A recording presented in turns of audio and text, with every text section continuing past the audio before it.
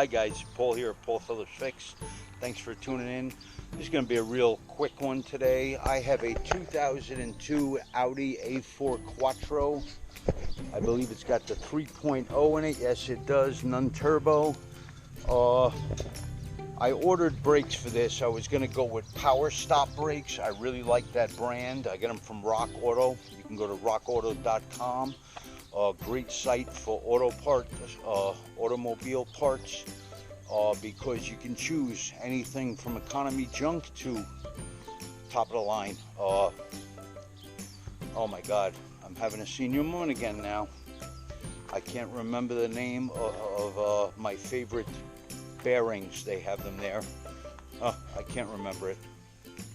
I'll post it in a video if I recall the name of the favorite bearings that I get. But anyway, Rock Auto screwed up. I ordered these, the Power Stop, I think that is Z71 or something package. They're drilled and slotted. I had them on this Impala and they lasted like 70,000 miles. So they're a good brake rotor, and the ceramic pads are great. Let me see if I can give you the part number on their ceramic pads for the rear. Hold on a second. We can give you a part number on the rotors for the rear as well.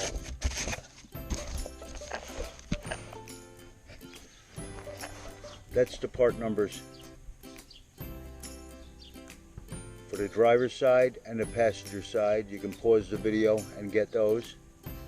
That's the box, the number for the two for the rear. And this is the brake pads.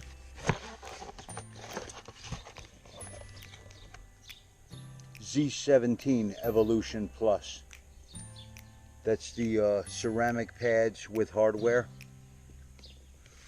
They're really good pads. They hold up a long time and they don't make that big of a mess.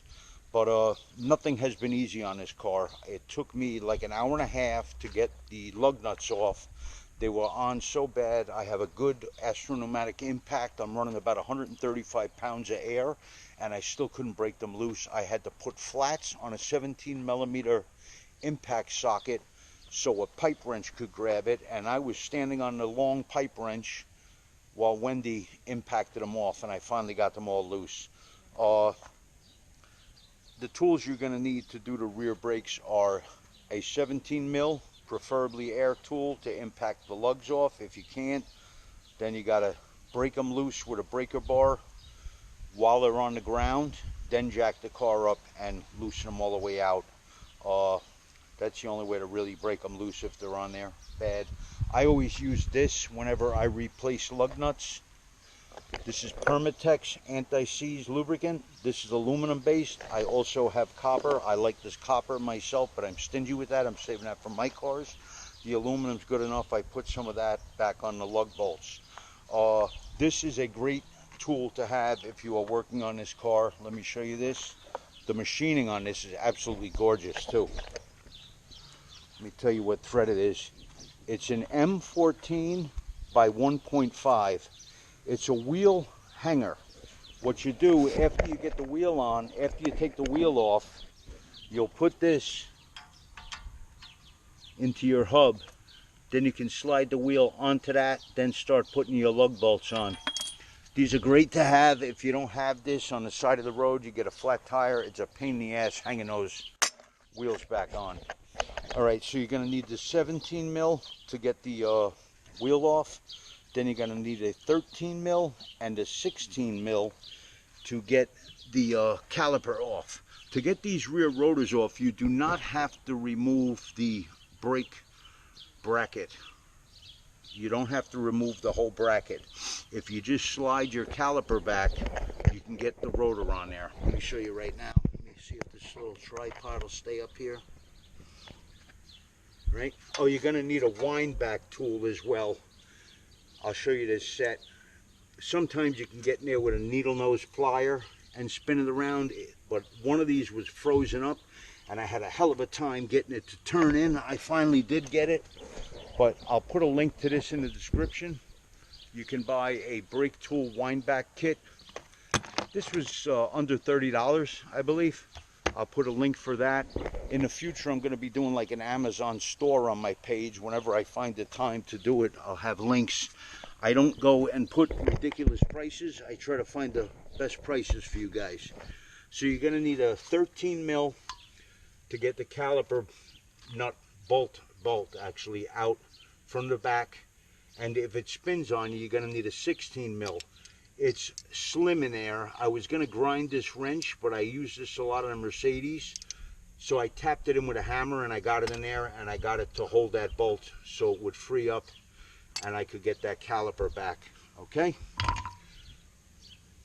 You're going to put your rotor in.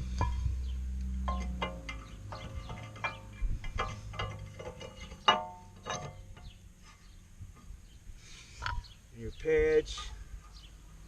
The hardware would not go in on this, and it did not have hardware. Not a big deal. These will slide in here.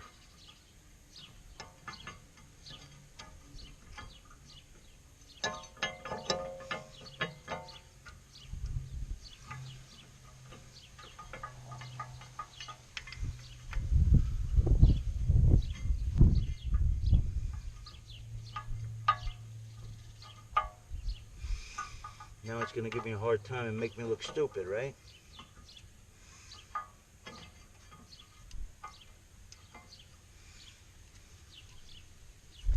You just slide your pads in and tighten up your 13 mil bolts. So that's how you do rear brakes on a 2002 Audi A4 Quattro on the rear. All right, not that horrible. If things aren't frozen up, I had to soak this with penetrating oil to get those 13 mils to move. They were frozen, and the wheels were ridiculous. Some idiot put them on with an impact wrench and went nuts with it. So that's it, guys. 13 mil, 16 mil wrench. I did use this. This is a great little tool. Astro Pneumatic 3/8 drive nano impact gun. This broke those loose. It's a great little impact gun, getting in tight spaces. It's got a lot of power for its size. Great tool. I just couldn't work with that camera in my way, guys. So here's the wheel hanger. Don't forget, before you move the car, to step on the brakes, pump them up a few times. You don't want to start going anywhere with no brakes. It's not a good scene.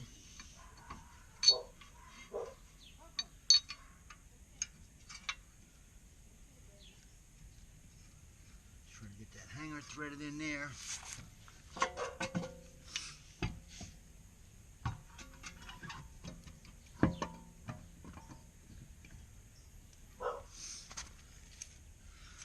Oh, let me show you that wind back tool. So this set has all kinds of adapters, right? It's got all kinds of different heads on it. They're magnetic. They fit right on there. One of the wind back tools is clockwise. The other one is counterclockwise. It's got a reverse thread in it. Not the highest quality tool. The handle got bent a little bit on me on the one because the piston was seized up in there. So I had to put a wrench on it. I put a wrench on it like this and pry it on it that way to give me a little more leverage because I couldn't get it by hand. So it bent a little bit, but not a big deal. I can straighten it out if it was that bad, but it's not even that bad that it should cause me any problems. So let me wind these back down.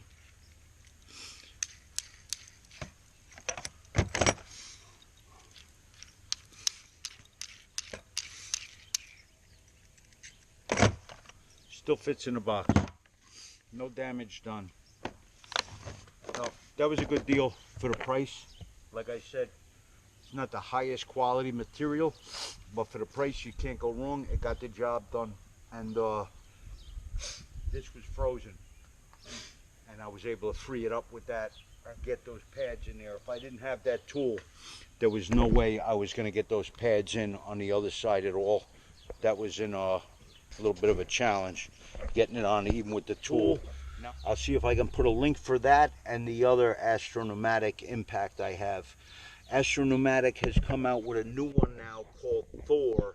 The thing is a monster, supposedly the best impact on the market, the strongest with torque. I kind of believe it. Their tools have impressed me for the price. I'm a big fan of Astro and their Onyx tool line, so I don't get promotions from these people. If something was junk, I'd call it junk, even if they gave it to me for free. But these tools were purchased with my money, and I'm not getting anything for promoting them. So, just tools I use that I've been happy with. Maybe you would consider them for yourself. Any power tools are a time saver and make jobs go easier. Tool. All right. Now I'm going to put some Never Sees on these lugs. Wherever the hell they are. Let me move this. Oh, this is great penetrating fluid. It's been tested against WD-40, PB Blaster, Croyle, and all the top brands, and it's done better in most tests. It has beat all of those name brand penetrating oil brands. That is a mixture of automatic transmission fluid and oh my god, I'm senile. What's a nail polish remover again? Acetone. It's automatic transmission fluid and acetone. To thin it down, it penetrates. Automatic transmission fluid has a shitload of detergents and stuff in there, so it's good at breaking rust free. And to prevent having this happen again, I'm gonna Never Seize all of these lugs. You don't have to go crazy with this stuff, and be careful with making a mess. It goes everywhere. If you get it on your hands and drag it in the house, your wife will want to kill you. Or your husband. I don't want to be a sexist. I don't know if there's a woman doing these automotive repairs. Possible. Female mechanics out there. The world's changed a lot since I was a kid. I'm an old bastard. I've seen a lot of changes. Blows my mind. I feel kind of bad for young people today, the world you're growing up in. We left your destroyed planet. It doesn't seem like anybody wants to take enough action to arrest the damage that's taken place, but I do my best with oils and antifreeze and stuff like that. You have to be careful with antifreeze. It's toxic to animals. It can kill them. So if you do drain your coolant system, which you should do, I do mine every 3 years. They say you can go as far as 100,000 miles with 5 years, but just for your information's sake, engine cooling can turn acidic. It breaks down from all the cycling, getting hot and cooling off, and it can destroy the components in your cooling system after a while. So it's a hell of a lot cheaper to blow 20 bucks on 2 bottles of Prestone, which is what I run in all my vehicles. I don't go for this specific crap for these cars, like Dexcool that's recommended for GM. Dexcool has a bad rap of causing corrosion in coolant systems, eating up heater cores. I've been running Prestone in my GM vehicles forever, and I have not had an issue with that. So I'll stick with what is tried and true. I go green. I go with Prestone. Why can't I get this on here? I'm an idiot today. I can't hit the hole. Oh, God. Always start your lug bolts by hand. You don't want to wind up cross-threading these. Stripping out your hook.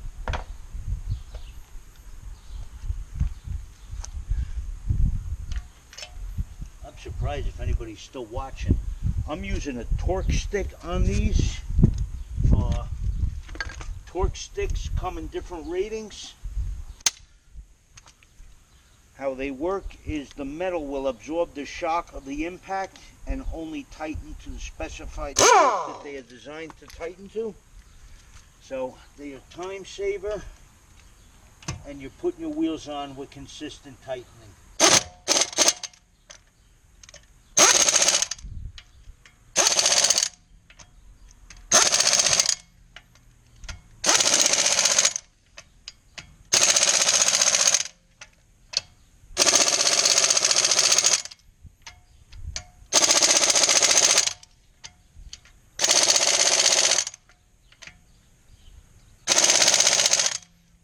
one of these torque sticks, you can't over tighten your wheels.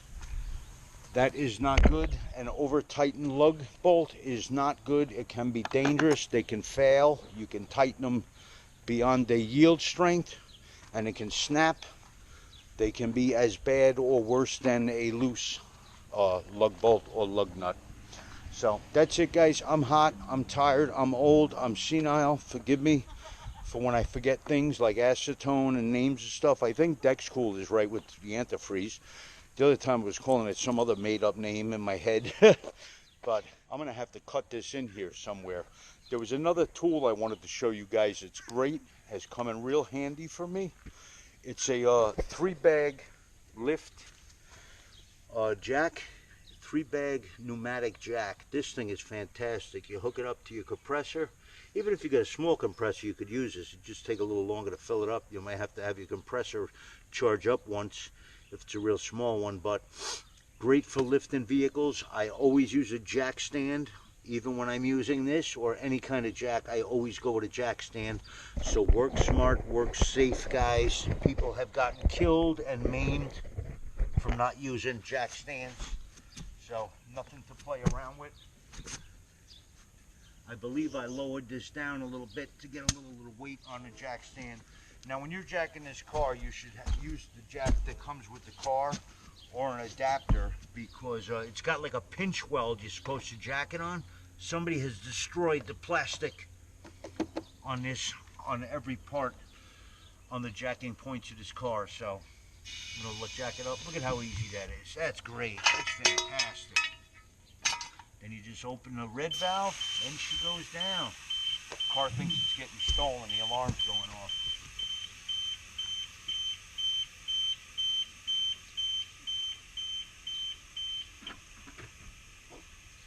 This car bugs out when you jack it up. It thinks it's being stolen. That's good, right? Yeah. The Mercedes does that too. All right, guys. Now I'm done. I'll see if I can put a link for this too, if I can remember it. It'll be in the video description, okay? And then after that, look for my little store of links that I'll set up in my, I think on the community page. That's where it will be in the future, but have patience with me. I'm dysfunctional, so when I do get around to it, I'll do it. All right, I'm out of here. There's bees, man. All right, guys, that's it. Take good care of your cars. They'll take good care of you, and most of all, guys, take good care of your families. Stay safe out there. Be well. Bye-bye. See you soon. Oh, please give a like and subscribe. I would greatly appreciate it. Helps support the channel and shows YouTube you're watching, and it's our channel, guys. Let's keep it rolling. Thanks a lot. And thanks to all of my subscribers that have been here for me. We broke the 2,000 mark, and we're growing at an average of about 45 to 50 subscribers a month. Great job, guys. I appreciate it. Thank you very much. It's free. No reason not to do it, and you can unsubscribe anytime you want. But that's it, guys. That's rear brakes on an Audi A4 Quattro, or probably just any A4. So stay safe. See you soon. Bye-bye.